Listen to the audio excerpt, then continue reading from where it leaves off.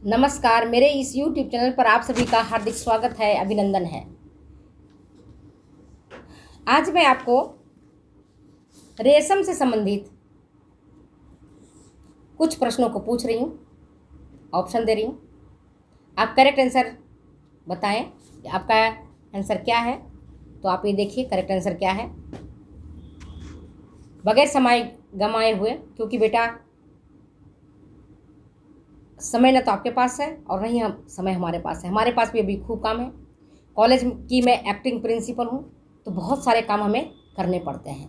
तो सारे काम करने के कारण समय मुझे कम मिल पाता है। तो जितने मुझे समय मिलता है उतने समय में मैं आपकी तैयारी करवा रही हूँ। ये पीजीटी बच्चों के लिए भी है, जो बच्चे जीआईसी की तैयारी कर रहे हैं उनके लिए भी है, और जो बच्चे नेट करेंगे उनके लिए भी है। तो सबके लिए है। तो आप क्वेश्चन को ध्यान से सुनना।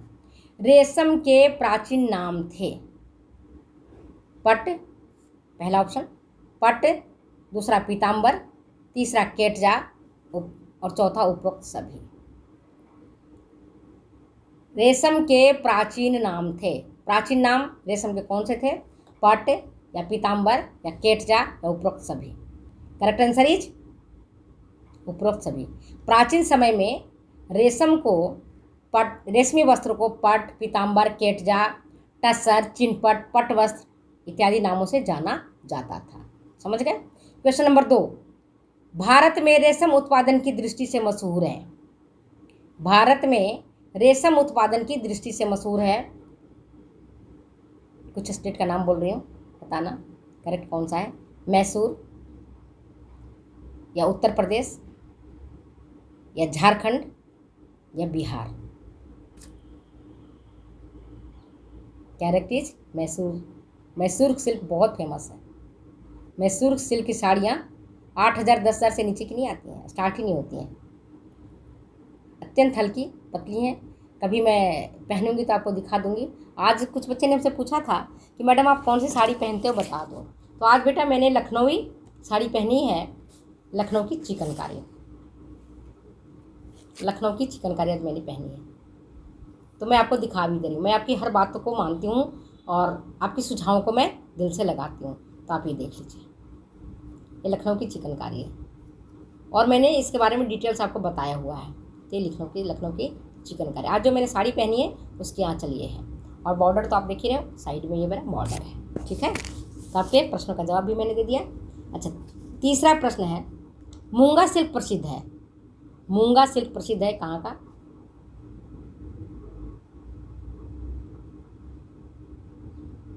बनारस का, आसाम का, बिहार का या कर्नाटक का? मूंगा सिल्क कहाँ का प्रसिद्ध है मेरे प्यारे बच्चों?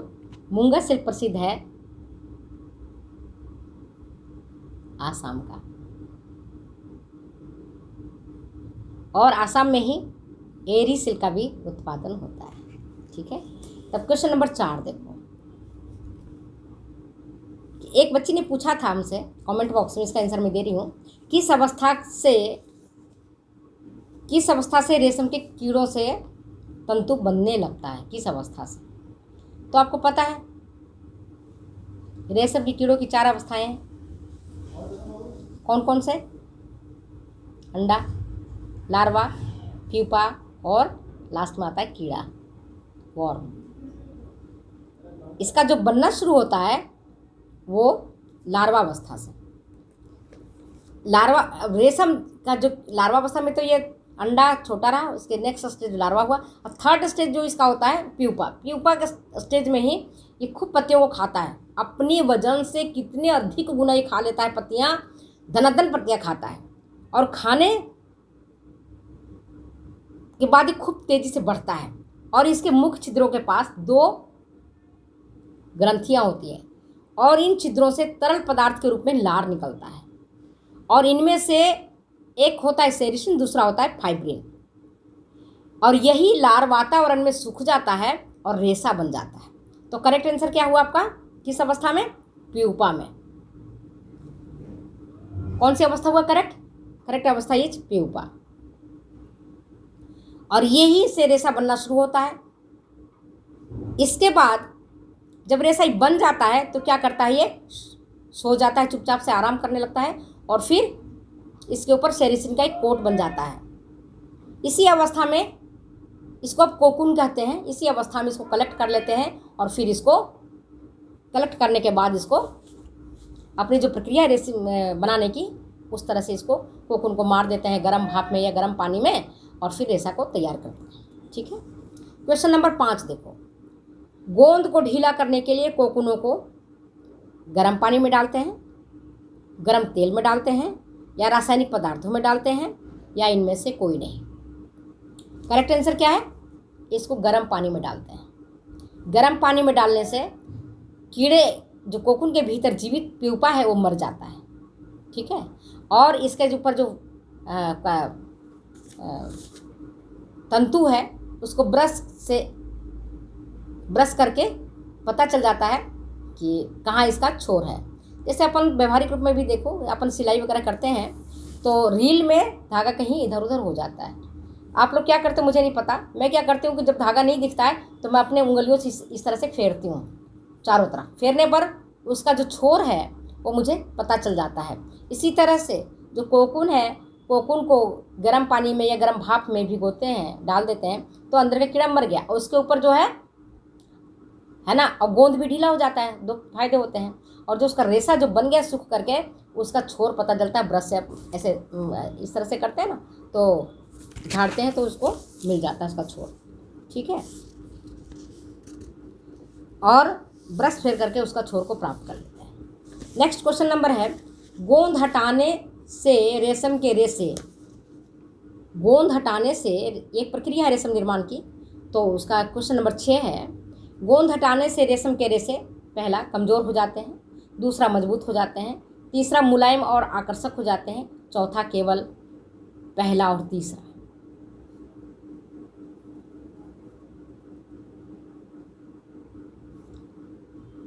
करेक्ट आंसर इज पहला और तीसरा। पहला ऑप्शन क्या है, रेशे कमज़ोर हो जाते हैं, और तीसरा ऑप्शन है मुलायम, चमकदार एवं आकर्षक हो जाते हैं। जब आप गोंद को हटाते हो तो पहले तो रेशे कमज़ोर हो जाएंगे, दूसरा मुलायम, चमकदार और आकर्षक हो जाते हैं। ऑप्शन नंबर जो दूसरा था मजबूत हो जाते हैं, ये गलत है। ठीक है, समझ गया बात को। अब क्वेश्चन नंबर 7 देखो, रेशमी वस्त्रों में धातु सटाने की क्रिया कहलाती है। रेशमी वस्त्रों में धातु को सटाया जाता है तो उस क्रिया को क्या कहते हैं। पहला वजनीकरण, दूसरा शुद्ध रेशमी वस्त्र, तीसरा डीगमिंग, चौथा उपरोक्त में से कोई नहीं। करेक्ट आंसर क्या है, वजनीकरण। अगर गोंद को हम हटा देते हैं तो रेशा तो कमज़ोर और मुलायम और मजबूत हो जाता है, और ऐसा वस्त्र बहुत शुद्ध होता है, प्योर सिल्क होता है। लेकिन प्योर सिल्क खरीदना आम आदमी के बस की नहीं है। इसीलिए हमारे पास, आपके पास आप देखोगे 1, 2, 4 गिने चुने ही सिल्क के वस्त्र होते हैं जिसे हम संभाल के रखते हैं। अगर उनको हम डेली यूज में पहनने लगें, डेली यूज में उसे आप सफाई धुलाई करने लगो तो टिकेंगे नहीं, और ड्राई क्लीनिंग कराना महंगा होता है। तो लोगों को, आम जन को रेशमी वस्त्र उपलब्ध हो, इसके लिए उसमें धातु सटाते हैं और रेशम का वजन बढ़ जाता है, और फिर ये आम लोगों के पहुंच के भीतर हो जाता है। साधारण आय ग्रुप के व्यक्ति भी इसे पहन सकते हैं। तो इस प्रश्न का उत्तर क्या हुआ, वजनीकरण। नेक्स्ट क्वेश्चन नंबर देखो 8वां, रेशमी वस्त्रों को रंगा जाता है। बहुत इजी क्वेश्चन है, थोड़ा भी आपने पढ़ा होगा तो करेक्ट आंसर दे देंगे। किससे रंगा जाता है, अम्लीय रंगों से, क्षारीय रंगों से, तीसरा ऑप्शन अम्लीय एवं क्षारीय रंगों से, और चौथा ऑप्शन इनमें से कोई नहीं। करेक्ट आंसर क्या है, अम्लीय रंगों में रंगा जाता है। इसकी प्रवृत्ति एसिडिक होती है, और एसिडिक होने के कारण यह अम्लीय रंगों को जल्दी अपने में प्रविष्ट करा लेता है। ठीक है। क्वेश्चन नंबर 9 देखो, अब रेशमी वस्त्रों पर परिष्कृति एवं परिसज्जा की आवश्यकता होती है, आप जानते हो। तो ऑप्शन सुनो, बहुत कम, बहुत अधिक, या इनमें से कोई नहीं। आप जानते हो कि रेशा जब भी वस्त्र तैयार होकर के आते हैं तो उसमें कई प्रकार की परिसज्जाएं दी जाती हैं। तो रेशमी वस्त्रों पर परिष्कृति और परिसज्जा की आवश्यकता होती है बहुत कम, या बहुत अधिक, या इनमें से कोई नहीं। अगर ये ऑप्शन आए तो क्या जवाब दोगे? बहुत कम, क्योंकि इसका रेशा ओरिजिनली ही इतनी सुंदर, चमकदार, आकर्षक, ऐश्वर्यशाली और सौंदर्यशाली होता है कि इसको ऊपर से परिष्कृति की जरूरत नहीं पड़ती है। परमात्मा ने इसको इतना सुंदर बनाया है, इसको ज़्यादा सजने संवरने की आवश्यकता नहीं होती है, ऐसे ही बहुत खूबसूरत दिखता है। तो इसका करेक्ट आंसर होगा बहुत कम। अब क्वेश्चन नंबर 10 देखो। अत्यधिक ऐंठन देने से रेशम का रेशा हो जाता है अधिक चमकदार, अधिक मजबूत, या कम चमकदार? क्या होगा? अत्यधिक ऐंठन दे देने से रेशम का रेशा हो जाता है अधिक चमकदार, अधिक मजबूत, या कम चमकदार?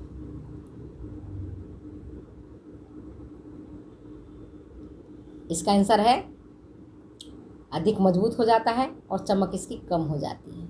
जब भी आप ऐंठन दोगे तो आप जानते हो कि तंतु से जब भी हम धागा बनाते हैं तो ऐंठन दे करके बनाते हैं। ऐंठन देने से रेशा मजबूत हो जाता है, बेसिक चीज़ है। और जब जितनी बार उसको ऐंठन दोगे तो धीरे धीरे उसकी चमक कम हो जाएगी। रगड़ खाता है ना ऐंठन देने के टाइम में, रगड़ खाने के कारण, जैसे अब ऐंठन देते हो इस तरह से ऐंठन देते हो ना, तो रगड़ खाता है, रगड़ खाने से उसकी चमक कम हो जाती है। तो करेक्ट आंसर क्या होगा? रेशा मजबूत हो जाएगा लेकिन वो कम चमकदार होगा। अब क्वेश्चन नंबर देखो 11वां। रेशमी वस्त्रों को पहनना आरामदायक होता है क्योंकि, क्यों आरामदायक होता है? क्योंकि इनमें आर्द्रता, प्रतिधारण क्षमता और अवशोषकता होती है, पहला ऑप्शन। दूसरा प्रत्यस्कंदता होती है, तीसरा प्रत्यास्थता होती है, चौथा उपरोक्त सभी। करेक्ट आंसर क्या है?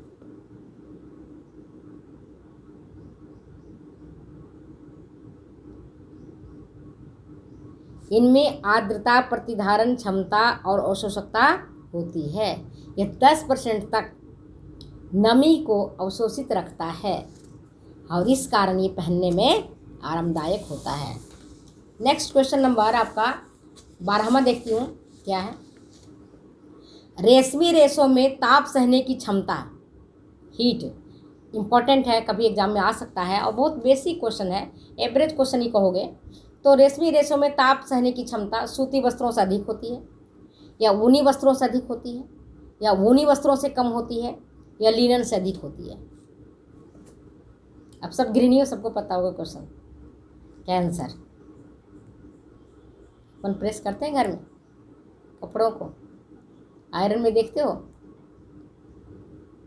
क्या लिखा रहता है?